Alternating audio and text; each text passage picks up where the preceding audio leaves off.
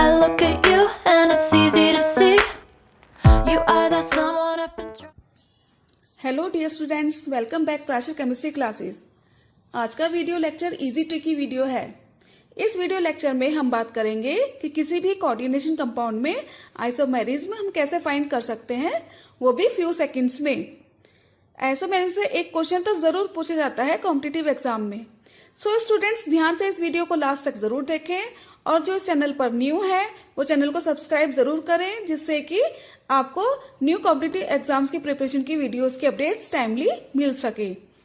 Video लंबी हो सकती है बट ये आपके लिए बहुत ही यूजफुल साबित होगी। आपको एक ही वीडियो में ऑल आइसोमर्स देखने को मिलेंगे। सबसे पहले तो स्टूडेंट्स, आपको ये पता होना चाहिए कि आइसोमेरिज्म होता क्या है, तभी आप आइसोमेरिज्म फाइंड कर सकते हैं। Two or more organic compounds having the same molecular formula but different properties due to different arrangement of atoms. This phenomena called isomerism. यानी कि किसी भी कंपाउंड में जब मॉलिकुलर फार्मूला सेम हो बट इसकी प्रॉपर्टीज डिफरेंट हो तो इसे आइसोमर्स कहते हैं, और इस फिनोमिना को क्या कहेंगे? आइसोमेरिज्म। ओके स्टूडेंट्स, क्लियर है? क्वेश्चन ये आता है कि मॉलिकुलर फार्मूला तो सेम है but why properties are different. Properties different के टू रीजंस हैं। एक तो ये कि स्ट्रक्चर डिफरेंट हो और दूसरा ये कि इसका ओरिएंटेशन डिफरेंट हो। ओरिएंटेशन की बात हम आगे करेंगे, इससे पहले ये जानते हैं कि how many types of isomerism. इसके लिए आप इस चार्ट को ध्यान से देखिए, इसमें टाइप्स बताए गए हैं। मेनली टू टाइप्स के आइसोमेरिज्म होते हैं। First structural isomerism and second is stereo isomerism. अब इसमें भी स्ट्रक्चरल आइसोमेरिज्म में भी 4 टाइप्स के आइसोमेरिज्म होते हैं। First ionisation isomerism, second coordination isomerism, third linkage isomerism and fourth is hydrate isomerism. और स्टीरियो आइसोमेरिज्म को फर्दर 2 आइसोमेरिज्म में डिवाइड किया गया है। फर्स्ट है geometrical isomerism and second is optical isomerism. Okay, अब वन बाय वन हम start करते हैं इसको, एक एक करके हम इसको डिस्कस करते जाएंगे। सो प्लीज ध्यान से देखिएगा। हमारा फर्स्ट है आयोनाइजेशन आइसोमेरिज्म। स्ट्रक्चर चेंज होगी the compound in the solution. अगर ओरिएंटेशन चेंज होगी तो क्या कहलाएगा? क्या हुआ आयोनाइजेशन? जैसे नाम से ही हमें पता चल रहा है कि इसमें आयंस होंगे। अगर कोई कंपाउंड डिफरेंट आयंस प्रोड्यूस करता है तो क्या कहलाएगा? आयोनाइजेशन आइसोमेरिज्म, यानी कि number of ions and types of ions are different. हम आयोनाइजेशन आइसोमेरिज्म को हम नंबर ऑफ आयन से पहचान सकते हैं। वाटर में डालने पर अलग अलग आयन्स मिले तो उसे कहते हैं आयोनाइजेशन आइसोमर्स। एग्जाम्पल से समझते हैं, जैसे कि आप एग्जाम्पल देख रहे हैं, CONH3 का होल 5 Br और ब्रैकेट के बाहर है SO4 यानी कि सल्फेट आयन बाहर है। और एक और इसका इसी का ही इसको हमने चेंज करके लिखा है। देखिए इसमें दूसरा ब्रैकेट के बाहर क्या है? Bromide ion. ठीक है, यानी कि सल्फेट आयन प्रोड्यूस हो रहे हैं और एक सेकंड में क्या हो रहा है? ब्रोमाइड आयन प्रोड्यूस हो रहे हैं। सल्फेट क्या बनाएगा? वायलेट कलर के आयंस और ब्रोमाइड बनाएगा रेड कलर के आयंस। यानी कि इसमें आयंस बाहर आ रहे हैं ना ब्रैकेट के बाहर, तो इससे आप तुरंत फाइंड कर सकते हैं कि ये आयोनाइजेशन आइसोमेरिज्म इसमें होगा। जब आयंस प्रोड्यूस होंगे तभी आयोनाइजेशन आइसोमर्स होगा। क्लियर है स्टूडेंट्स? इस ट्रिक से आप फाइंड कर सकते हैं कि आयोनाइजेशन आइसोमर्स है या नहीं है। कोई भी आयंस बाहर हो सकते हैं ब्रैकेट से, सल्फेट, ब्रोमाइड, आयोडाइड, कोई सा भी आयंस। ठीक है, इस ट्रिक से आप फाइंड कर सकते हैं। अब नेक्स्ट आइसोमर्स की बात करते हैं। नेक्स्ट है हमारा हाइड्रेट आइसोमर्स। हाइड्रेट में क्या होता है? Isomers in which there is exchange of solvent ligand between coordination and ionisation spheres are called hydrate isomers. देखिए हाइड्रेट से ही पता चल रहा है, हाइड्रेट मीन्स सॉल्वेंट, सॉल्वेंट यानी वाटर। ठीक है, अब इस ट्रिक से भी इसको याद रख सकते हैं। हाइड्रेट यानी कि हाइड्रा, हाइड्रा आपने बायो में भी पढ़ा होगा। ठीक है, और वाटर यानी कि इस ट्रिक से आपको तुरंत याद आ जाएगा हाइड्रेट आइसोमर्स, यानी कि इसका कनेक्शन किससे? वाटर से। इसको सॉल्वेंट आइसोमर्स भी कहते हैं। सॉल्वेंट यानी वाटर, जैसे कि नाम से ही शो हो रहा है। हाइड्रेट या solvent isomers means water isomers.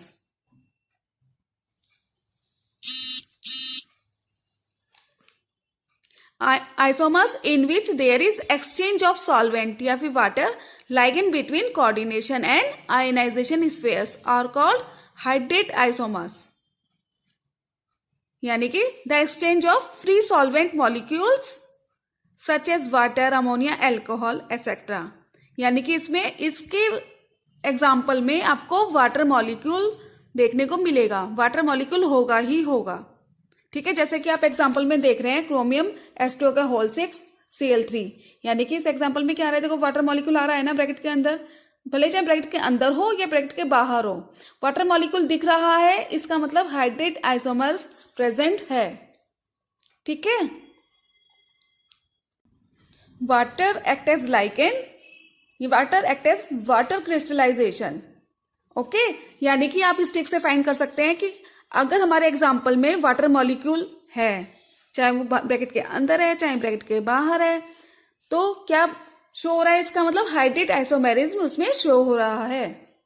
Next isomers है हमारा linkage isomers, differ in linkage of ligand atom to the central metal atom. यानी कि इसमें आप एग्जाम्पल में देख रहे हैं, इसमें HCN, NCS, NO2 इस तरह के लाइगेंड प्रेजेंट होंगे। इससे आप तुरंत पता लगा लेंगे कि लिंकेज आइसोमेरिज्म है या नहीं। ठीक है, देखिए अब इसमें वाटर तो नहीं है ना, वाटर मॉलिक्यूल नहीं दिखाई दे रहा है ना, इसमें है ही नहीं, तो इसका मतलब ये हाइब्रिड आइसोमर्स तो नहीं है। अब इसमें क्या प्रेजेंट है, NO2 है ना इसमें, और नेक्स्ट एग्जाम्पल में क्या है, CN है। यानी कि इस तरह से जो दिखाई देंगे लाइगेंड्स, तो वो कहलाएंगे लिंकेज आइसोमेरिज्म।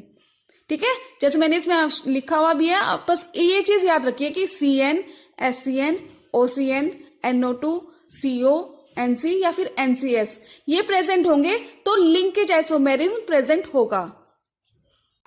अगर आपको क्वेश्चन में एम्बिएंट लाइगेंड दिख जाए तो श्योर लिंकेज आइसोमेरिज्म होगा। अब आप पता कैसे करेंगे कि एम्बिएंट लाइगेंड है या नहीं, जैसा कि अभी जस्ट मैंने बताया स्टूडेंट्स आपको कि जहां पे CN, HCN, OCN, NO2, CO, NC या NCS दिखे तो तुरंत समझ जाइएगा कि लिंकेज आइसोमेरिज्म प्रेजेंट है। ओके, नेक्स्ट है कोऑर्डिनेशन आइसोमेरिज्म, यानी कि स्ट्रक्चर आइसोमेरिज्म का फोर्थ आइसोमेरिज्म कोऑर्डिनेशन आइसोमेरिज्म। इसमें क्या होता है, when interchange between cationic and anionic species of different metal ions and the ligand present in a complex। यानी कि इसमें जो कैटायनिक और एनायनिक स्पीशीज है वो आपस में इंटरचेंज होगी। ठीक है, जैसे कि एग्जांपल से समझते हैं कि एग्जांपल में क्या आ रहा है, देखिए सबसे आसान बात इसमें यह है कि कोऑर्डिनेशन आइसोमेरिज्म अगर आपको दिया जाता है एग्जाम में, एग्जाम्पल के साथ एग्जाम्पल शो कर दिया, जैसे एग्जाम्पल आ गया और आपसे पूछा है कि बताइए कोऑर्डिनेशन है या नहीं है या फिर कौन सा आइसोमेरिज्म है, तो कोऑर्डिनेशन को हम कैसे फाइंड करेंगे, इसमें बड़े बड़े ब्रैकेट होंगे। इस बात को ध्यान रखिएगा स्टूडेंट्स, जो मैं बोल रही हूँ कि इसमें क्या होंगे, बड़े बड़े ब्रैकेट होंगे। देखिए 2 ब्रैकेट लग रहे हैं, एग्जाम्पल में दिखाई दे रहा होगा आपको, COEN का होल थ्राइस एक ब्रैकेट है और CrCN के होल 6 एक ब्रैकेट है। इस तरह के ब्रैकेट आपको शो होंगे, जिससे कि आप तुरंत आप पहचान लेंगे कि कोऑर्डिनेशन आइसोमेरिज्म है या नहीं है। ठीक है, अब इसमें देखिए इसके नीचे वाले एग्जांपल में देखिए, इसमें क्या हो रहा है, Cr और CO आपस में एक्सचेंज हो गए ना, यानी कि interchange between cationic and anionic species show हो रही है, तो डेफिनेटली क्या होगा, ये कोऑर्डिनेशन आइसोमेरिज्म। ठीक है, अब इस ट्रिक से आप पहचान सकते हैं। स्टूडेंट्स ये तो थे सारे के सारे स्ट्रक्चरल आइसोमेरिज्म। ठीक है, अब बात करते हैं सेकंड टाइप के आइसोमेरिज्म की, यानी कि स्टीरियो आइसोमेरिज्म। मैंने आपको स्टार्टिंग में 2 टाइप्स के आइसोमेरिज्म बताए थे कि एक स्ट्रक्चरल और एक सेकंड कौन सा था, स्टीरियो आइसोमेरिज्म। अभी हमने डिस्कस करा है 4 टाइप्स के आइसोमेरिज्म, स्ट्रक्चरल आइसोमेरिज्म। स्ट्रक्चरल में तो है 4 टाइप्स के आइसोमेरिज्म, और सेकंड क्या था, स्टीरियो आइसोमेरिज्म। इसमें 2 टाइप्स के बताए थे, geometrical isomerism and optical isomerism. ठीक है, अब हम डिस्कस करेंगे स्टीरियो आइसोमेरिज्म की, तो चलते हैं स्टीरियो आइसोमेरिज्म की साइड। अगर आइसोमेरिज्म में ओरिएंटेशन चेंज है तो क्या कहलाएगा, स्टीरियो आइसोमेरिज्म। इसको स्पेस आइसोमेरिज्म भी कहते हैं। ये 2 टाइप्स के होते हैं, ज्योमेट्रिकल एंड ऑप्टिकल। अगर स्पेस में पोजीशन चेंज होगी तो कहेंगे स्टीरियो आइसोमेरिज्म। स्टूडेंट्स आपको ये चीज याद रखनी है इसमें कि geometrical means cis and trans, ठीक है, और opticals means dextro and laevo. इसको आगे डिस्कस करेंगे। अभी हम फर्स्ट डिस्कस करते हैं पहले तो ज्योमेट्रिकल आइसोमेरिज्म।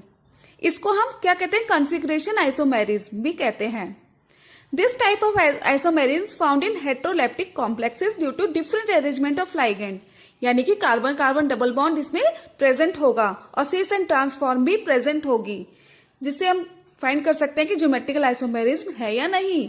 चलिए इसको एग्जांपल से हम इसको समझते हैं। जैसा कि इसमें एग्जांपल आप शो हो रहा है सिस एंड ट्रांस आइसोमेर्स का एग्जांपल। जैसे कि आप देख रहे हैं कार्बन कार्बन के बीच क्या है, डबल बॉन्ड है, और जो ग्रुप अटैच है 4 ग्रुप्स अटैच है। ठीक है, जैसे कि सिस में क्या हो रहा है, ऊपर वाले ग्रुप सेम है, नीचे वाले ग्रुप सेम है। ठीक है, बट ट्रांस में क्या हो रहा है, अलग अलग ग्रुप अटैच हैं जी। ठीक है, जैसे कि डाउन में क्या होगा, सेम। अगर डाउन में अगर सेम है तो कहलाएगा सिस आइसोमर्स। डाउन में क्या है, सेम है, सेम से क्या होगा, यानी कि सिस आइसोमर्स। और अगर डाउन में डिफरेंट है, डिफरेंट ग्रुप अटैच है, तो क्या कहलाएगा, ट्रांस आइसोमर्स। ठीक है, इस तरह से आप पता लगा सकते हैं कि हमारा ज्योमेट्रिकल आइसोमेरिज्म है या नहीं। नेक्स्ट पे चलते हैं। नेक्स्ट है हमारा ऑप्टिकल आइसोमेरिज्म। ऑप्टिकल आइसोमेरिज्म क्या होता है, compounds having the same physical and chemical properties but different only in rotation of plane of polarised light are known as optical isomers and this phenomena is called optical isomerism. यानी कि इसमें बात हो रही है प्लेन ऑफ पोलराइज्ड लाइट की।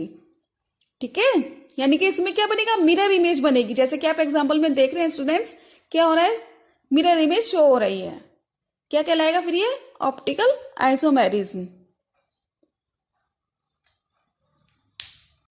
इसमें direction different होगी, किसी भी कंपाउंड की rotation of plane of polarised light होगा इसमें। यानी कि क्या means mirror image of molecules to determine whether optical isomers present और नॉट। हम एक और एग्जाम्पल से समझते हैं कि इसमें क्या होगा कि एग्जाम्पल में कार्बन जो है वो 4 ग्रुप्स के साथ अटैच होगा, यानी कि 4 ग्रुप्स अटैच होंगे इसमें। यानी ऑप्टिकल आइसोमर्स में कार्बन के साथ 4 अलग अलग ग्रुप्स अटैच होंगे। ठीक है, पहली चीज आप इसमें ये नोटिस कर लीजिए कि 4 ग्रुप्स अटैच होंगे। जैसे कि हमारा लैक्टिक एसिड का एग्जाम्पल देखिए आप, इसमें क्या शो हो रहा है कि 4 अलग अलग ग्रुप्स कार्बन के साथ अटैच हैं। ठीक है, अब इसमें देखिए एग्जांपल में एक जगह पे डी लैक्टिक एसिड लिखा है और सेकंड में लिखा है एल लैक्टिक एसिड। डी और एल क्या है इसमें, dextro rotatory and laevo rotatory. Okay, optical isomers में हमेशा डेक्स्ट्रो या लीवियो में से होगा ही होगा। Lactic acid occurs as 2 optical isomers. 2 optical isomers कौन कौन से हो गए, डेक्स्ट्रो एंड लीवियो फॉर्म। इसको कह रहे हैं हम 2 ऑप्टिकल आइसोमर्स। ओके, और एक और इंटरेस्टिंग एग्जांपल मैं आपको बताती हूं। जैसे कि आप पेन किलर्स वगैरह तो यूज करते ही होंगे, तो ब्रोफिन नाम की टैबलेट आपने देखी भी होगी। ये इसका बेस्ट एग्जांपल है ऑप्टिकल आइसोमर्स का। अगर एग्जाम में आपको ब्रोफिन का कहीं भी स्ट्रक्चर देखने को आता है तो आप तुरंत समझ जाएंगे कि ऑप्टिकल आइसोमर्स इसमें प्रेजेंट है। और एक और एग्जांपल स्टूडेंट्स, ग्लूकोज भी इसका क्या है, ऑप्टिकल आइसोमर्स का एग्जांपल है। देखिए ब्रोफिन का स्ट्रक्चर इस तरह से इसमें शो हो रहा है। अगर इस तरह का कोई क्वेश्चन आपको देखने को मिलता है एग्जाम में, तो आप तुरंत समझ जाएंगे कि इसमें कौन सा आइसोमर्स प्रेजेंट है, ऑप्टिकल आइसोमर्स प्रेजेंट है। सो स्टूडेंट्स, एग्जाम की प्रिपरेशन हर तरह से होनी चाहिए। एग्जाम में कहीं भी घुमा फिरा के क्वेश्चन एग्जामिनर पूछ लेता है, तो आपको हर चीज पता होनी चाहिए कि हमें इसको कैसे इसका आंसर देना है। और एक और बात स्टूडेंट्स, अब हम थोड़ा सा रिवाइज कर लेते हैं तो आपको और अच्छे से क्लियर हो जाएगा। ठीक है, एक बार हम टोटल आइसोमर्स को रिवाइज कर लेते हैं, टेबल के थ्रू हम समझ लेते हैं एक बार। ठीक है, तो सारे कंसेप्ट आपके क्लियर हो जाएंगे। जैसे कि आप इस टेबल में देख रहे हैं कि आइसोमेरिज्म है। आइसोमेरिज्म कितने टाइप्स के हो गए, 2 टाइप्स के, structural isomerism and stereo isomerism. और फर्दर इसको डिवाइड किया गया स्ट्रक्चरल आइसोमेरिज्म का 4 आइसोमेरिज्म में, ionisation, coordination, linkage and hybrid. और स्टीरियो को डिवाइडेड किया गया है 2 आइसोमर्स में, ज्योमेट्रिकल एंड ऑप्टिकल। तो देखिए आयनाइजेशन में हमने क्या पढ़ा था कि इसमें आयंस शो होंगे। ठीक है, तो क्या होगा, आयनाइजेशन आइसोमर्स। ऐसे सेकंड हमारा कोऑर्डिनेशन है, तो इसमें बड़े बड़े ब्रैकेट दिखाई देंगे आपको एग्जाम्पल में। लिंकेज में क्या होगा, SCN, CN, NO2, इस तरह के आपको एग्जाम्पल में लाइगेंड्स दिखाई देंगे। नेक्स्ट है हाइड्रेट आइसोमर्स, यानी कि वाटर मॉलिक्यूल इसके एग्जाम्पल में प्रेजेंट होगा। इस तरह से आप फाइंड कर सकते हैं। सेकेंड, सीस एंड ट्रांस अगर फॉर्म प्रेजेंट है तो वो कहलाएगा geometrical isomerism. And next is optical isomerism को कैसे पहचान सकते हैं, हमारी मिरर इमेज इसमें शो होगी। ठीक है, तो ये थी इसकी शॉर्ट ट्रिक्स, जिसे कि आप एग्जाम्पल देखते ही आप तुरंत समझ जाएंगे कि कौन सा आइसोमेरिज्म प्रेजेंट है। सो स्टूडेंट्स, वीडियो कैसा लगा? आई होप वीडियो आपको पसंद आया होगा। ये वीडियो आपके लिए बेटर एग्जाम प्रिपरेशन में बहुत ही यूजफुल होगा। ऐसे ही और टॉपिक्स में लेकर आऊंगी नेक्स्ट वीडियो में। सब्सक्राइब करना ना भूलें।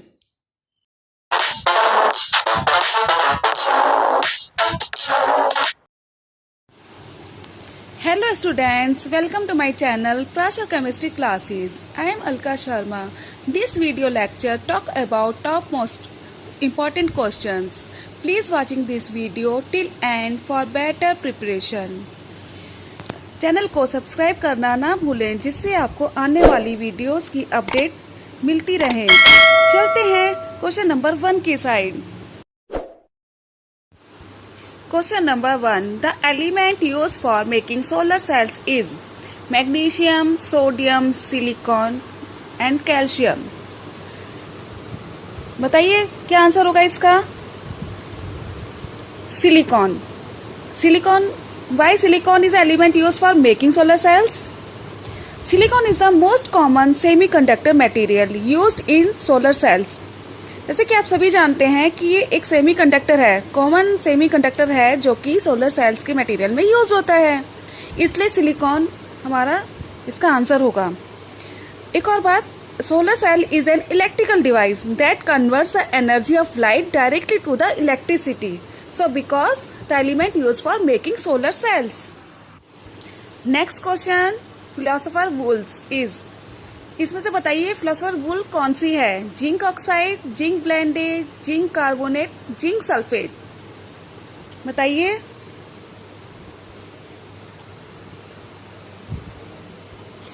हमारी है zinc oxide. Zinc oxide is a philosopher wool. Why it is called zinc oxide? Because zinc oxide residual has wool like texture and insoluble in water, so it is called philosopher wool. चलते हैं question number 3 की तरफ। Heat comes from the sun to the earth by conduction, convection, radiation या फिर all of the above। बताइए क्या होगा इसका answer? Radiation. Because the sun's heat reaches the earth through the process of radiation, as it is evident that there is no atmosphere between the sun and the earth. Okay. Next question number 4. Gasoline, kerosene and diesel are obtained by destructive distillation of, कौन सा होगा? Natural gas, कोल, hydrocarbons या petroleum? The answer is petroleum. अच्छा बताइए, fractional, ये आपने distillation से पढ़े होंगे, फ्रैक्शनल डिस्टिलेशन हुआ जैसे या फिर डिस्ट्रक्टिव डिस्टिलेशन हुआ, तो क्या होता है डिस्ट्रक्टिव डिस्टिलेशन? मैं आपको बताती हूँ। ये होता है the process of heating coal in absence of air, it is called distillation, destructive distillation. यानी कि जो हमारा हीटिंग हो रहा है वो किसके एब्सेंस में हो रहा है? एयर की एब्सेंस में। एयर के एब्सेंस में होने वाला जो प्रोसेस है ये कहलाएगा डिस्ट्रक्टिव डिस्टिलेशन। इसमें क्या क्या प्रोडक्ट्स ऑब्टेन होते हैं, जैसे और भी हैं, कोक हुआ, कोल तार है, कोल गैस है, पैराफिन वैक्स और कंप्रेस्ड नेचुरल गैस। अच्छा एक और बात आपको बताइए, आपकी जो हम घर में एक एलपीजी यूज करते हैं, ये किससे हमारी मतलब ऑब्टेन होती है, कैसे, कौन से डिस्टिलेशन मेथड से? बताइए। ये भी हमारा डिस्ट्रक्टिव डिस्टिलेशन के प्रोसेस से मिलती है। ओके स्टूडेंट्स, चलते हैं नेक्स्ट क्वेश्चन की side. Question number 5. The rate of reaction does not depend on concentration of reactants for second order reaction, zero order, first order and higher order. Answer होगा zero order, because the rate of reaction can sometimes not depend on concentration, because the reaction can be zero order. Reaction order of reaction can be negative, so it is zero order reaction. Next question, question number 6. Want or proposed the dash of the rate of chemical reaction. Temperature dependence, temperature independence, catalyst dependence या pressure dependence. बताइए क्या होगा? Answer is temperature dependence. Because temperature dependence of equilibrium constant is want of equation. Next question, question number 7. Hybridization of carbon in CH4 is. क्या होगा इसमें hybridisation? sp3, sp, sp2 या sp3d. Answer is sp3. क्यों होगा sp3? इसके लिए मैं आपको एक वीडियो शेयर करूंगी बहुत ही जल्दी, जिसमें आपको easy method of calculation hybridisation कुछ ही सेकंड्स में निकालना आप सीख जाएंगे. तो सो प्लीज चैनल को सब्सक्राइब करना ना भूलें, जिससे कि आने वाली वीडियोस की अपडेट्स आपको टाइम टू टाइम मिलती रहे. Next question, question number 8. Which one of the following is non crystalline और amorphous? Graphite, diamond, common salt या फिर ग्लास. बताइए क्या होगा? Non crystalline, glass. हमारा आंसर होगा इसमें ग्लास. Why glass? ग्लास ही क्यों? Because glass is non crystalline, यानी कि glass is not a slow moving liquid. It is solid. It is called an amorphous because it lacks the octahedral molecules, structure of true solids, and yet its irregular structure, so it is non-crystalline. Next question, question number 9. Coordination number of sodium in NaCl is. क्या हुआ coordination number sodium का NaCl में? 4, 2, 6 या 5. बताइए. Coordination number is 6. Because each sodium ion is surrounded by 6 chloride ions in a NaCl crystal, and each chloride ion is surrounded by 6 sodium ions. Okay. Question number 10. The highest dipole moment is paracresol, phenol, nitrobenzene या फिर toluene. तो answer is nitrobenzene. Because two oxygen atoms pull electrons have negative charges, hence resulting in much higher dipole moment. Video पसंद आया हो तो like, share and subscribe करना ना भूलें.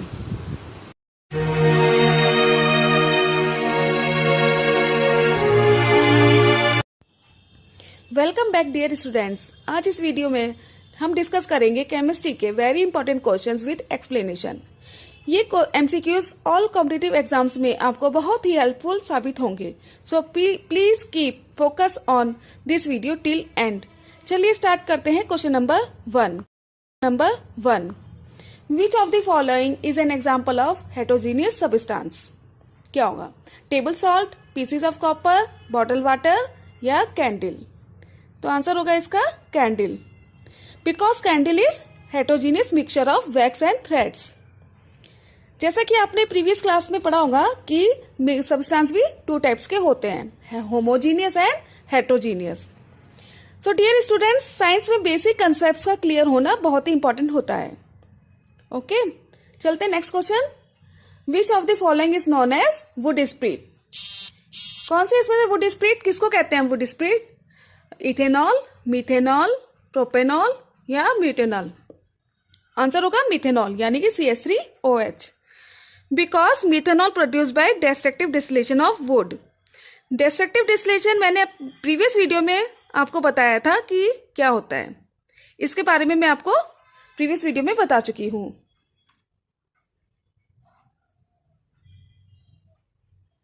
एक बार फिर से मैं आपको बता देती हूं कि वो प्रोसेस जिसमें कोल को एयर के एब्सेंस में हीट करते हैं उसको हम डिस्ट्रक्टिव डिस्टिलेशन कहते हैं. ओके, बढ़ते हैं नेक्स्ट क्वेश्चन की ओर. Phenol is also known as carbolic acid, benzene, carboxylic acid या बेंजाइल अल्कोहल. तो आंसर होगा कार्बोलिक एसिड, यानी कि C6H6O. Okay, why phenol called carbolic acid? Because their high acidity. High acidity की वजह से फिनॉल को हम कार्बोलिक एसिड भी कहते हैं. चलते हैं next question. Structure of XeO3. क्या होगा स्ट्रक्चर? क्या होगा XeO3 का? लीनियर, प्लेनार, पिरामिडल या टी शेप। मैंने इसके लिए एक शॉर्ट भी बनाया था जिसमें कि आपको हाइब्रिडाइजेशन के साथ आप स्ट्रक्चर कैसे फाइंड कर सकते हैं, आप वो वीडियो देखिए, बहुत ही इजी एंड शॉर्ट ट्रिक्स है। तो आपको बहुत ही कम टाइम में यानी कि फ्यू सेकंड्स में ही आप स्ट्रक्चर यानी कि शेप आप मॉलिक्यूल की फाइंड कर सकते हैं।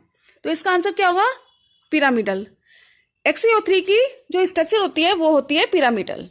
ओके, चलते हैं नेक्स्ट क्वेश्चन की ओर। कार्बोजिन क्या है? प्योर फॉर्म ऑफ कार्बन या फिर मिक्सचर ऑफ कार्बन मोनोऑक्साइड या कार्बन डाइऑक्साइड, या फिर मिक्सचर ऑफ ऑक्सीजन या कार्बन डाइऑक्साइड, या फिर COCl2। बताइए क्या होगा इसका आंसर? कार्बोजिन क्या है हमारी? इसका आंसर होगा mixture of oxygen and carbon dioxide. Because क्योंकि इसका मिक्सचर क्यों होगा? क्योंकि जो कार्बोजिन क्या होता है, ये दो गैसेस के मिक्सचर से बनता है कार्बोजिन। यानी कि ऑक्सीजन कितनी होगी? 70% एंड कार्बन डाइऑक्साइड कितनी होगी? 30%। ओके, और हाँ, इसको क्या बोलते हैं? कार्बोजिन को क्या एक और नाम है इसका, क्या है बताइए? इसको हम मेडोनाज मिक्सचर के नाम से भी जानते हैं। ओके, चलते हैं नेक्स्ट क्वेश्चन की ओर। The first organic compound was synthesized in laboratory by. किसके द्वारा फर्स्ट ऑर्गेनिक कंपाउंड्स बनाया गया था? किसने बनाया था बताइए? कोल्बी, वोलर, बर्जिलियस या बर्थलॉट ने? तो आंसर होगा इसका वोलर। ओके, कई बार ये भी पूछ लिया जाता है कि फर्स्ट ऑर्गेनिक कंपाउंड कौन सा था? कौन सा था? यूरिया था फर्स्ट कंपाउंड, यानी कि CH4N2O। ओके, चलते हैं नेक्स्ट क्वेश्चन की ओर। On hydrolysis of starch we finally get, यानी कि हम स्टार्च का हाइड्रोलाइसिस करेंगे तो हमें फाइनल प्रोडक्ट क्या बनेगा? क्या मिलेगा बताइए? ग्लूकोज, फ्रक्टोज, या फिर ग्लूकोज फ्रक्टोज दोनों, या फिर सुक्रोज? तुम्हारा आंसर होगा ग्लूकोज। जैसे कि आप रिएक्शन में भी देख रहे हैं कि हमने स्टार्च की रिएक्शन कराई वाटर के प्रेजेंस में तो हमें ग्लूकोज मिला। हमारा प्रोडक्ट क्या बना? आउटकम क्या हुआ? Glucose. Okay, next question. The bond order of oxygen is, क्या होगा बॉन्ड ऑर्डर? 0.5, 1.5, 2.5 या 3.5? तो आंसर होगा 1.5। अभी कैसे पता लगाएंगे कि बॉन्ड ऑर्डर ऑक्सीजन का हमारा 1.5 होगा? इसके लिए मैं आपको शॉर्ट वीडियो इसमें अपलोड करूंगी, तो आप उसमें फ्यू सेकंड्स में ही आप बॉन्ड ऑर्डर कैलकुलेट करना सीख जाएंगे। ये एग्जाम्स में बहुत बार पूछा जाता है कि बॉन्ड ऑर्डर बताइए इस मॉलिक्यूल का कितना होगा। ओके, चलते हैं नेक्स्ट क्वेश्चन की ओर।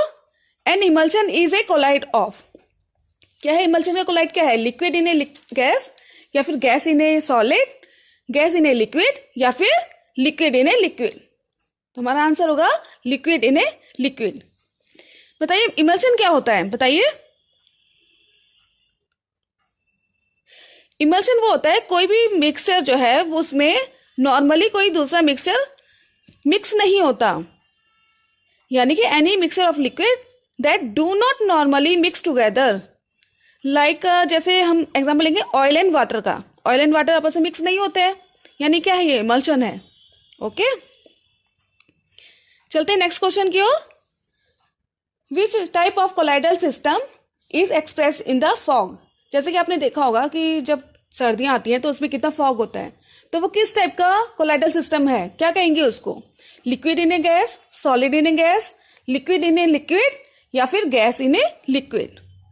बताइए क्या होगा ये इसका आंसर होगा liquid in a gas. Okay dear students, clear है बात? कोलाइडल क्या होता है बताइए? वो वाला एक केमिकल मिक्सचर जो कि मिक्स्ड हो जाए आपस में, ठीक है? वो क्या कहलाएगा? जैसे हमारा एग्जांपल लेंगे स्टार्च का, वो भी कोलाइडल है, ठीक है? अब जो है क्या करेंगे कोलाइडल में, अगर हमारा सेपरेट नहीं हो रहा है, अगर कोई लिक्विड जो है disperse in a gas medium, क्या है क्या था इसका answer? Liquid in a gas था ना इसका आंसर, यानी कि liquid is dispersed in gas medium. Okay, so students, आपके लिए और भी बहुत मोस्ट इंपॉर्टेंट क्वेश्चंस लेकर आऊंगी। Keep on studies. वीडियो पसंद आया तो सब्सक्राइब, लाइक, शेयर, कमेंट्स करना ना भूलें। सब्सक्राइब जरूर करें जिससे आपको आने वाली हर वीडियोस की अपडेट्स टाइम पर मिलती रहे और एग्जाम में आप सक्सेस हों, अच्छा परफॉर्म करें।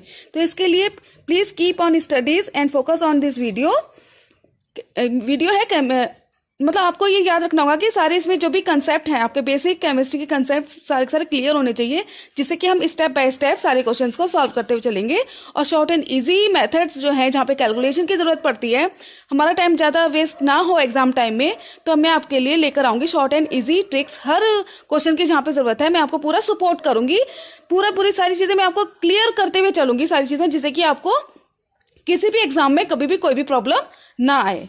तो इसलिए बने रहिए प्राशर केमिस्ट्री क्लासेस के साथ। ओके,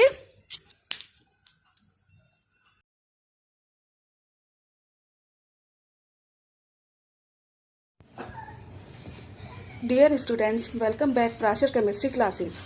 आज हम डिस्कस करेंगे टॉप मोस्ट इम्पॉर्टेंट केमिस्ट्री के एमसीक्यूज। ये एमसीक्यूज एग्जाम में बार बार पूछे जाते हैं। बहुत रिसर्च एंड स्टडीज के बाद ये सिलेक्टेड इम्पॉर्टेंट एमसीक्यूज मैं आपके लिए लेकर आई हूँ।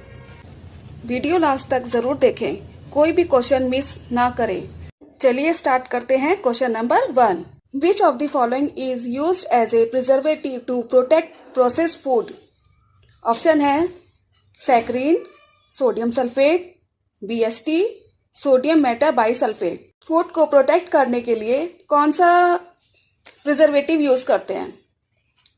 आंसर होगा सोडियम मेटा बाइसल्फेट। आपने देखा होगा कि जैसे पिकल्स हुए, जैम हुए, तो इसमें कौन सा हम प्रिजर्वेटिव यूज करते हैं? ये इस टाइप का क्वेश्चन भी एग्जाम में पूछ लिया जाता है। मोस्ट कॉमनली यूज करते हैं सोडियम बेंजोएट। ओके, फार्मास्यूटिकल्स में यूज करते हैं सोडियम मेटा बाइसल्फाइड। क्या है सोडियम मेटा बाइसल्फाइड? क्यों यूज करते हैं? क्योंकि ये एक एंटीऑक्सीडेंट एजेंट है। बहुत सारी फार्मास्यूटिकल्स कंपनीज में फॉर्मुलेशंस में सोडियम मेटा बाइसल्फेट यूज होता है। It is extensively used as a food preservative and disinfectant. Okay, चलते हैं नेक्स्ट क्वेश्चन की side. Question number 2, which of the following drugs reduces fever? Fever को कम करने के लिए कौन सी ड्रग यूज होती है? ऑप्शंस है एनाल्जेस्टिक, एंटीपायरेटिक, एंटीबायोटिक या फिर ट्रांसक्विलाइजर। बताइए। आंसर होगा हमारा antipyretic. Anti means against and pyretic means feverish. Antipyretic is a substance that reduces fever. कौन सी होती है एनाल्जेसिक? यानी कि paracetamol is a well known antipyretic. और एनाल्जेसिक कंपाउंड कौन सा? इब्रुफिन है, एस्पिरिन है, ये सब क्या है? Antipyretic. Okay, next question, question number 3, which of the following is used as hypertension? जब बीपी हाई हो जाता है तो कौन सी मेडिसिन यूज करते हैं? एंटासिड, रेस्पिन, पैरासिटामोल या फिर एस्पिरिन? आंसर होगा रिजरपाइन। क्यों रिजरपाइन यूज करते हैं? Pine is use to treat high blood pressure. Next question, question number 4, which of the following can be use as an artificial sweetener? Artificial sweetener के लिए क्या use करते हैं? Option है इथेनिल, सुक्रोज, सुक्रेलोज या ग्लूकोज। तो आंसर होगा सुक्रेलोज। इसके अलावा और क्या आर्टिफिशियल स्वीटनर्स यूज करते हैं? लाइक सैकरीन, नियोटेम, एस्पेरेटेम, ये सब हम आर्टिफिशियल स्वीटनर्स के रूप में यूज करते हैं। Next question, question number 5, an ester used in medicine is? Option है ethyl acetate, methyl acetate, methyl salicylate या इथाइल बेंजोएट। आंसर होगा methyl salicylate. Methyl salicylate is commonly known as aspirin and used as an analgesic. यानी कि aspirin को और क्या chemical name क्या है इसका? Methyl salicylate. Okay, question number 6, which of the following is an example of adsorption? Options है ammonia in contact with water, anhydrous CaCl2 with water, silica gel in contact with water vapours या फिर all of this. Adsorption का क्या example होगा इसमें? Silica gel in contact with water vapours, यानी कि option number C इसका right answer होगा। Water on silica gel is an example of adsorption. Okay, यानी कि water molecules remain on surface of silica gel. Next question, question number 7, which is the second most abundant metal in earth crust, यानी कि second metal कौन सा है? Option है iron, aluminium, rubidium या nickel. हमारा आंसर होगा ऑप्शन नंबर ए, iron. Second, ये ध्यान रखिए कि क्वेश्चन में क्या पूछा है, फर्स्ट पूछा है, सेकंड पूछा है या थर्ड पूछा है। सेकंड पूछा है तो आपका आंसर होगा आयरन, क्योंकि मेटल पूछा है। इस बात पे ध्यान दीजिएगा स्टूडेंट्स कि क्वेश्चन में मेटल पूछा है कि नॉन मेटल पूछा है या एलिमेंट पूछा है। तो आंसर होगा हमारा iron. Iron is the second most abundant metal. अच्छा, फर्स्ट बताइए क्या होगा फर्स्ट कौन सा मेटल है? एल्यूमिनियम। और थर्ड कौन सा था? कैल्शियम। यानी कि फर्स्ट हो गया हमारा aluminium, second iron and third calcium. अगर इसमें एलिमेंट पूछा होता कि एलिमेंट कौन सा था अर्थ क्रस्ट में, तो आंसर होगा हमारा oxygen. Okay, question number 8, which of the following acids does not exhibit optical isomerism. इसमें से कौन सा है जो ऑप्टिकल आइसोमेरिज्म नहीं शो करता, एग्जिबिट ही नहीं करता? ऑप्शन है हमारा malic acid, alpha amino acid, lactic acid या टार्टेरिक एसिड। आंसर होगा मैलिक एसिड। इस तरह के क्वेश्चन, एक क्वेश्चन जरूर आता है एग्जाम पे, चाहे कोई सा भी कंपटीशन है, कुछ भी है आपका, कितना भी टफ पेपर क्यों ना हो, एक क्वेश्चन इस तरह का जरूर आता है, आइसोमेरिज्म से रिलेटेड जरूर आता है क्वेश्चन। आपको ऑप्शन दे दिए जाएंगे, उसमें से आपको बताना होगा कि कौन सा इसमें आइसोमेरिज्म है। आइसोमेरिज्म के ऊपर मैं अलग से वीडियो बनाऊंगी डियर स्टूडेंट्स, इसलिए आप इस वीडियो को सब्सक्राइब करना ना भूलें, क्योंकि आपको इससे नोटिफिकेशंस टाइम पर मिलती रहेगी, ठीक है। और कोई भी आप वीडियो मिस ना करें, क्योंकि ये एग्जाम के लिए बहुत ही इम्पोर्टेंट है, क्योंकि अभी हमारे पास टाइम है सारे स्टडीज करने का, फिर पेपर आ जाएगा, उसके बाद कुछ नहीं हो सकता। इसलिए पहले ही आपको सारी तैयारी, सारी प्रिपरेशंस पहले ही करनी होंगी। कोई भी चीज नहीं छोड़नी है करने से, बिल्कुल भी आलस नहीं करना है। अपने अंदर एनर्जीज को इंक्रीज करते रहिए, अपनी पावर बढ़ाइए। मतलब बीच बीच में अगर आपको लगता है कि अब नहीं स्टडीज की जा रही है, बहुत थक गए हैं, तो आप बीच बीच में इसलिए पानी पीते रहिए, जिससे कि आपकी एनर्जी बनी रहेगी। कुछ ना कुछ खाते रहिए, लेकिन कोई भी चीज, कोई भी टॉपिक, कोई भी क्वेश्चन, कुछ भी है, एनीथिंग, उसको मिस ना करें। चलते हैं नेक्स्ट क्वेश्चन की side. Question number 9, the monomer of polythene is. Option A है हमारा इथाइल अल्कोहल, बी है vinyl chloride, C ethylene and D is none of the above. बताइए मोनोमर कौन सा होगा पॉलीथीन का? आंसर होगा ethylene. Polyethylene is the most common plastic. The monomer of ethylene is a gaseous hydrocarbon with formula C2H4. Okay, तो most common plastic क्या है? Polyethylene. Next question, question number 10, the oil used in fourth flotation process. कौन सा oil use होता है fourth flotation process में? Options है coconut oil, olive oil, kerosene oil या पाइन ऑयल। तो आंसर होगा हमारा pine oil. The oil used in fourth flotation process is pine oil. Because क्यों किया जाता है पाइन ऑयल ही यूज क्यों किया जाता है? क्योंकि it is does not have affinity towards water and it is easily attracts impurities and impurities can easily wash. इसका एक साइंटिफिक रीजन है कि पाइन ऑयल क्यों यूज होता है। पाइन ऑयल क्या है? एक हाइड्रोफोबिक है। आपने प्रीवियस क्लास में पढ़ा होगा हाइड्रोफिलिक एंड हाइड्रोफोबिक। याद आया स्टूडेंट्स? इस तरह के बेसिक कंसेप्ट्स का क्लियर होना बहुत जरूरी है। हाइड्रोफोबिक मीन्स, हाइड्रो मीन्स क्या है? वाटर, ठीक है। एक हो गया हाइड्रोफोबिक, एक हो गया हाइड्रोफिलिक। हाइड्रोफोबिक वो हो गया जो कि जल विरोधी है। जल विरोधी मीन्स अपोजिट हो गया। You do not mix with water. Hydrophobic क्या है? जो कि वाटर के साथ मिक्स ना हो, यानी कि hydrophobic surface tend to repel water. Example से समझते हैं, जैसे कि एल्यूमिनियम फॉइल है, अगर आज आप उस पर वाटर गिराएंगे तो वाटर की क्या बनेगी? ड्रॉपलेट्स बन जाएंगी। तो ये क्या हुआ? हाइड्रोफोबिक। ठीक है, जैसे कि आपने लोटस की लीव्स पे भी देखा होगा, अगर पानी इस पे गिरता है तो ड्रॉप्स बन जाती हैं, ड्रॉपलेट्स बन जाती हैं। ठीक है, क्या है ये? किसका एग्जाम्पल है? हाइड्रोफोबिक का। और हाइड्रोफिलिक क्या हो गया? जैसे इसका अपोजिट। ओके, जैसे कि जो पानी में मिक्स हो जाए, जैसे एग्जाम्पल है स्टार्च, सॉल्ट, शुगर। ठीक है, क्लियर हुआ concept?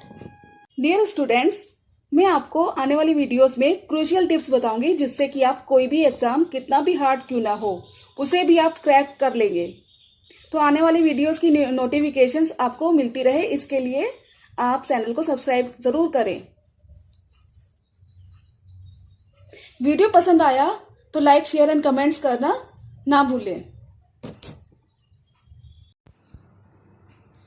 Hello dear students, welcome back प्राचर केमिस्ट्री क्लासेस। आज हम डिस्कस करेंगे some basic concept of chemistry के मोस्ट इम्पोर्टेंट एमसीक्यूज।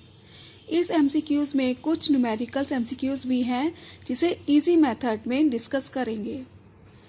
चलिए स्टार्ट करते हैं। Question number 1, which of the following is not a mixture? इनमें से बताइए कौन सा मिक्सचर नहीं है। ऑप्शंस है टेबल सॉल्ट, गैसोलीन, एलपीजी या distil water.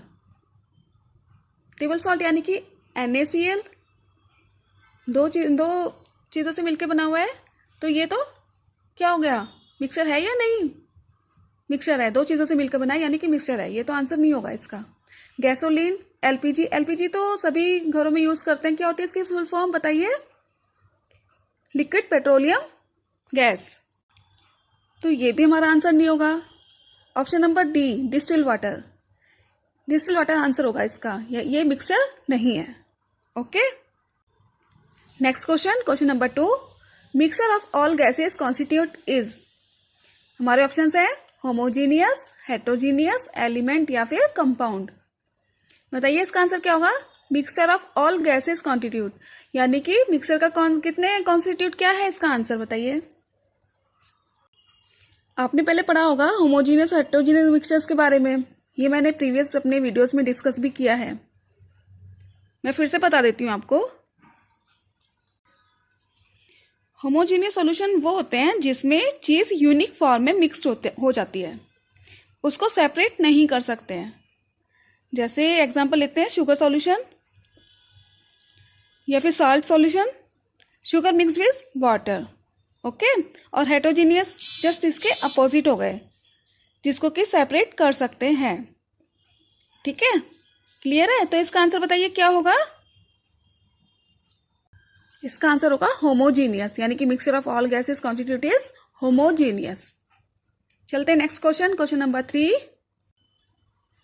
Which of the following is a compound? इसमें से बताइए कंपाउंड कौन सा है। ऑप्शन है ग्रेफाइट, ब्रास, मिल्क या कैरेट गोल्ड। बताइए कंपाउंड्स क्या होता है, किसको कहते हैं कंपाउंड्स? कंपाउंड्स वो होते हैं जो मिलकर बनते हैं, किससे? एलिमेंट से, तो वो कहलाते हैं हमारे कंपाउंड्स। तो बताइए इसका आंसर क्या होगा? ऑप्शन नंबर सी, मिल्क इसका आंसर होगा। Okay, next question, question number 4, fundamental SI units are. Fundamental SI units कितनी होती हैं बताइए। ऑप्शन है 5, 3, 7 या 12। कितनी होती हैं? फंडामेंटल यूनिट्स होती हैं 7। कौन कौन सी? Length, mass, time, temperature, electric current, luminous intensity, amount of substance. Okay, next question, question number 5. 1, U stands for the mass of. Options है A option, an atom of carbon 12. Next option, 1/12 of carbon 12. Next option, 1/12 of hydrogen atom. या फिर 1 atom of any of the element. क्या होगा इसका answer बताइए? U stands for the mass of option number B 1/12 of the carbon 12, यानी कि option B हमारा इसका आंसर होगा. बताइए कार्बन ही क्यों? क्योंकि कार्बन मोस्ट अबंडेंट है. ये क्या करता है? अपना इजीली इलेक्ट्रॉन गेन भी कर सकता है और डोनेट भी कर सकता है. गेन और लूज दोनों करता है. ये अपनी वैलेंसी 4 इलेक्ट्रॉन देकर और 4 इलेक्ट्रॉन लेकर पूरी करता है. ठीक है, इसलिए हमारा ऑप्शन नंबर बी इसका राइट आंसर होगा. Next question number 6. Atomic mass unit क्या है? एएमयू क्या है? बताइए. ऑप्शन है हमारे 1.60 इंटू 10⁻⁻24 ग्राम, या फिर बी ऑप्शन 1.62 इंटू 10⁻⁻22 ग्राम, या फिर सी 1.66 इंटू 10⁻⁻20 ग्राम, या फिर डी 1.66 इंटू 10⁻⁻24 ग्राम. बताइए क्या होगा? एएमयू यूनिट यानी कि कितनी होती है? हमारा आंसर होगा 1.66 इंटू 10⁻⁻24 ग्राम. ऑप्शन नंबर डी इसका राइट आंसर होगा. आप इसमें कंफ्यूज मत होइएगा. पता चला पेपर देखते ही आप कंफ्यूज हो गए, -24 की जगह लिखा हुआ आगे -23 है या कुछ है, तो आप कहीं सोचने लगो कि इसका आंसर अरे क्या था. बहुत जल्दी कंफ्यूज होता है इसमें, बच्चे बहुत जल्दी कंफ्यूज हो जाते हैं. इसलिए बिल्कुल याद रखिएगा 1.66 इंटू 10⁻⁻24 ग्राम इसका राइट आंसर है. Next question number 7. When energy is release during a reaction it is, यानी कि रिएक्शन के टाइम जो एनर्जी रिलीज होती है तो क्या कहलाती है? वो रिएक्शन क्या कहलाती है? हमारे ऑप्शंस हैं. Option number A exothermic reaction, B endothermic reaction, C a free radical reaction, या फिर D a bond breaking reaction. बताइए क्या आंसर होगा इसका? आपने एक्सोथर्मिक और एंडोथर्मिक रिएक्शन तो पढ़ी होगी. चलिए मैं बता देती हूँ कि किसी भी रिएक्शन के दौरान एनर्जी रिलीज होती है तो वो एक्सोथर्मिक रिएक्शन होती है, यानी कि एनर्जी रिलीज हो रही है, वो कहलाएगी एक्सोथर्मिक रिएक्शन. यानी कि हमारा ऑप्शन नंबर ए हमारा आंसर होगा इसका. हमारा राइट आंसर क्या होगा? Exothermic reaction.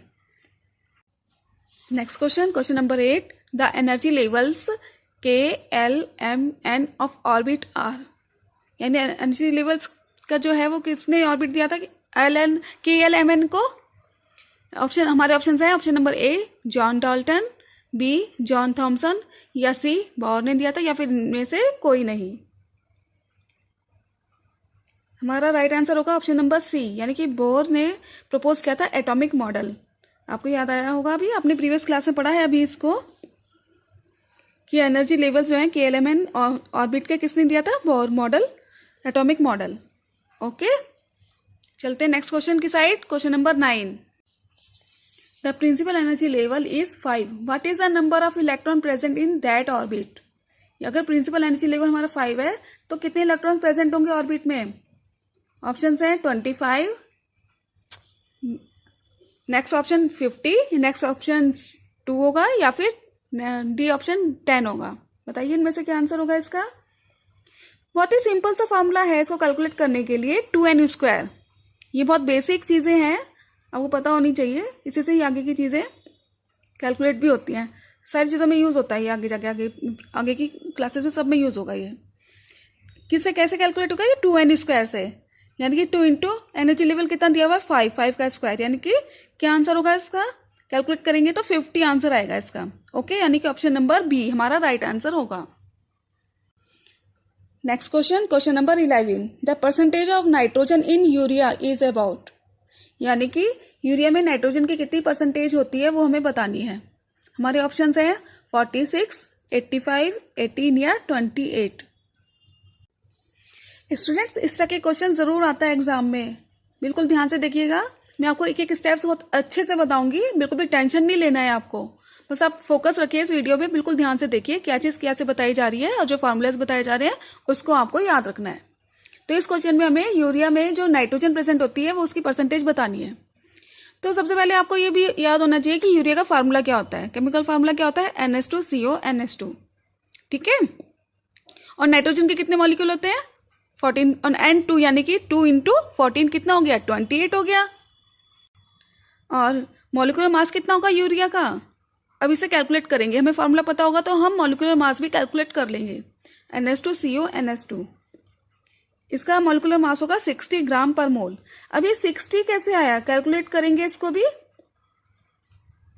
ध्यान से सुनिएगा जो मैं बता रही हूँ। देखिए हाइड्रोजन के कितने मॉलिक्यूल हैं इसमें 4, ठीक है। नाइट्रोजन कितने हैं 2 है, ऑक्सीजन का 1 है और कार्बन के भी 1 है, ठीक है। इसको कैलकुलेट कर लेंगे तो कैलकुलेट करके कितना आएगा 4 into 1 plus 2 into 14 plus 16 plus 12, इन सबको कैलकुलेट किया हमने तो कितना आया इसका molecular mass 60।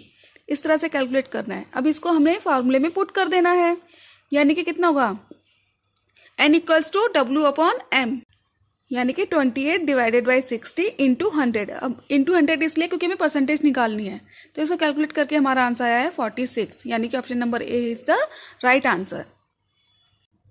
Next question, question number 12, the temperature of 32 degree Celsius is equivalent to, यानी कि हमें जो डिग्री सेल्सियस है 32 डिग्री सेल्सियस है, ये कितने के इक्वल है, कितने फारेनहाइट के, यानी कि हमें डिग्री सेल्सियस से फारेनहाइट में चेंज करना है। तो इसके लिए भी सिंपल सा फॉर्मूला है, आपको फॉर्मूला याद रखना होगा।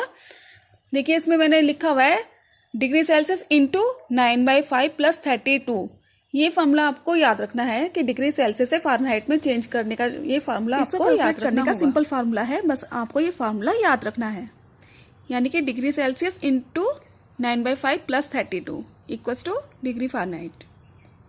अब इसमें क्या करेंगे, वैल्यूज पुट कर देंगे, ठीक है।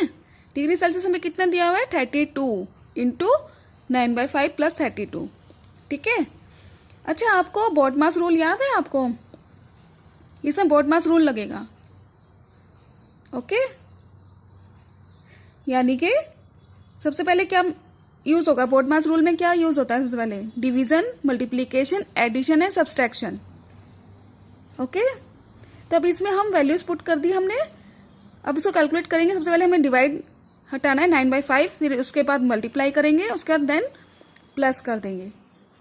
सबको कैलकुलेट करने के बाद हमारा जो आंसर आएगा 89.6 डिग्री फारेनहाइट आएगा, ठीक है। यानी कि ऑप्शन नंबर सी इसका राइट आंसर होगा।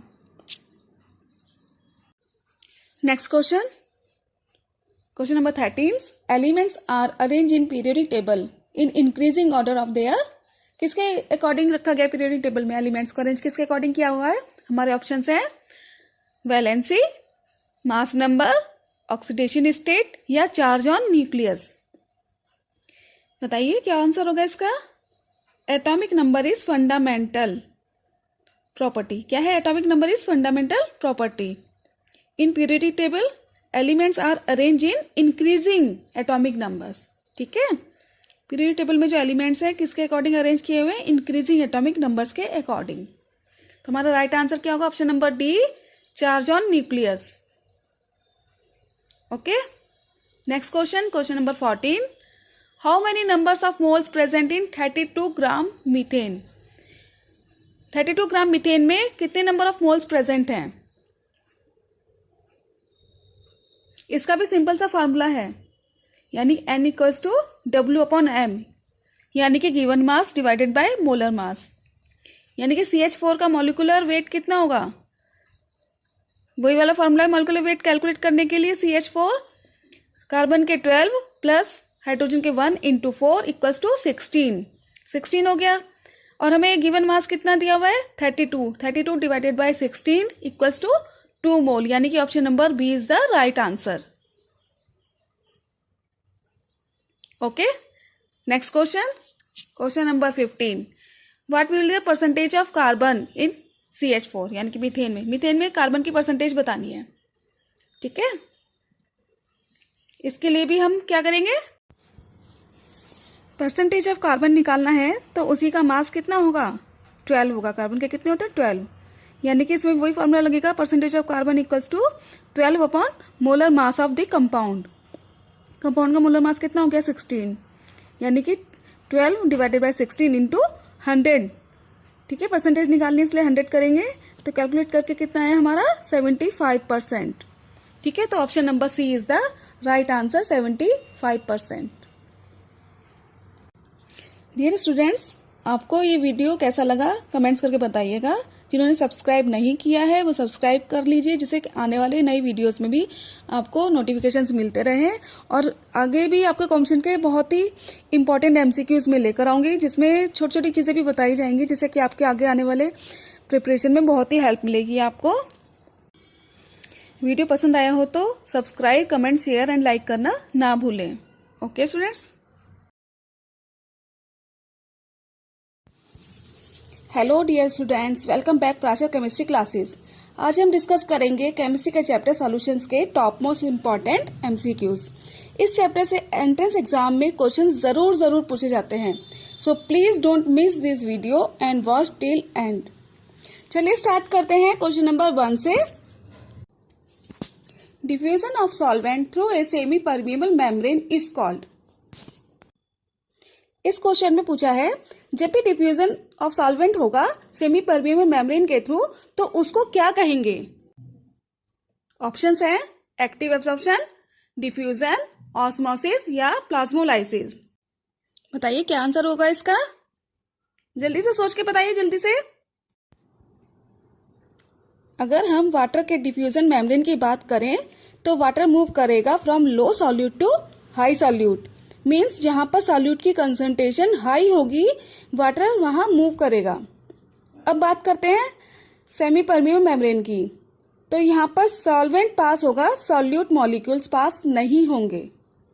समझ रहे हैं ना, सॉल्वेंट पास होगा, इसमें जो है इसमें हम वाटर की बात कर रहे हैं, सॉल्वेंट पास होगा, सॉल्यूट मॉलिक्यूल्स पास नहीं होंगे। यहाँ पर सॉल्वेंट है वाटर, इसलिए ऑस्मोसिस को डिफ्यूजन ऑफ सॉल्वेंट कहेंगे, जिसमें किसके थ्रू हो रहा है, सेमी परमिएबल मेम्ब्रेन के थ्रू हो रहा है, यानी कि हमारा आंसर होगा option number C, osmosis. Okay students, clear है बात, समझ में आया कंसेप्ट। चलते हैं नेक्स्ट क्वेश्चन की side. Question number 2, types of solution बताने हैं हमें। इसमें कितने होते हैं सॉल्यूशन के टाइप्स, कितने टाइप्स होते हैं सॉल्यूशन बताइए। हमारे ऑप्शन हैं 3, 6, 12 या 9। आपने पढ़ा होगा सॉल्यूशंस के बारे में, बताइए क्या आंसर होगा इसका। आंसर होगा ऑप्शन नंबर डी, यानी कि 9। 9 टाइप्स के सॉल्यूशंस होते हैं, डिपेंड्स करता है physical state of solute and solvent. यहाँ पर मैं आपको डिटेल्स डिस्कस कर रही हूँ कि कौन कौन से टाइप्स ऑफ सॉल्यूशंस होते हैं, साथ में इसके एग्जांपल्स भी इसमें डिस्कस करूंगी, तो आपको क्लियर हो जाएगा। ओके, सॉल्यूशंस कितने टाइप्स के होते हैं, 9 टाइप्स के। चलिए डिस्कस करते हैं 1 बाय 1। फर्स्ट है सॉलिड सॉलिड सॉल्यूशन, यानी कि जिसमें कि हमारी फिजिकल स्टेट दोनों क्या होगी, सॉलिड होगी। जैसे एग्जांपल है मेटल एलॉयड्स लाइक स्टील, ब्रॉन्ज, ये सब क्या है, सॉलिड सॉल्यूशन के एग्जांपल। ठीक है। सेकंड है सॉलिड लिक्विड सॉल्यूशन, यानी कि इसमें क्या होगा, हमारी फिजिकल स्टेट एक सॉलिड भी होगी और एक लिक्विड होगी, यानी कि salt in water. Understand that, example क्या है, सॉल्ट इन वाटर, यानी कि किसका ये solid liquid solution. Third type का कौन सा हो गया, सॉलिड गैस सॉल्यूशन। इसमें क्या है, कैसे समझेंगे इसको, यानी कि हमारा जो फिजिकल स्टेट क्या होगी, उसमें क्या होगा, सॉलिड भी है और गैस भी है, यानी कि sublimation of camphor in air, यानी कि कैम्फर जो होता है हमारा कपूर, अगर हम उसको बर्न करेंगे तो वो डायरेक्टली किसमें, एयर में गैस बन के इवेपोरेट हो जाएगा। ठीक है, देखा होगा आपने, पूजा वगैरह में भी यूज करते होंगे। तो क्या होता है, कैम्फर को जब हम बर्न करेंगे तो वो फ्यूम्स में चेंज हो जाता है। नेक्स्ट है फोर्थ टाइप का हमारा, इसमें liquid solid solution. Fourth type का सॉल्यूशन है लिक्विड सॉलिड सॉल्यूशन। एग्जाम्पल है वाटर इनटू आइस, यानी कि पहले क्या था, वाटर हो गया, उसके बाद हमने इसको आइस में चेंज किया, यानी कि क्या हो गया, liquid solid solution. Fifth type का क्या है, लिक्विड लिक्विड सॉल्यूशन, यानी कि हमारा फिजिकल स्टेट दोनों क्या होंगी, लिक्विड। एग्जाम्पल है milk in water. Sixth type का सॉल्यूशन है हमारा लिक्विड गैस सॉल्यूशन, यानी कि हमारा लिक्विड है फिर और गैस भी, यानी कि वाटर वेपर इन एयर। पहले क्या है, वाटर है, अगर हम उसको हीट करेंगे तो क्या होगा, उसका वेपर्स जो है वो एयर्स में जाएंगी ना, वेपर्स बनेंगे, फिर बनेंगे जब हम वाटर को हम हीट करेंगे तो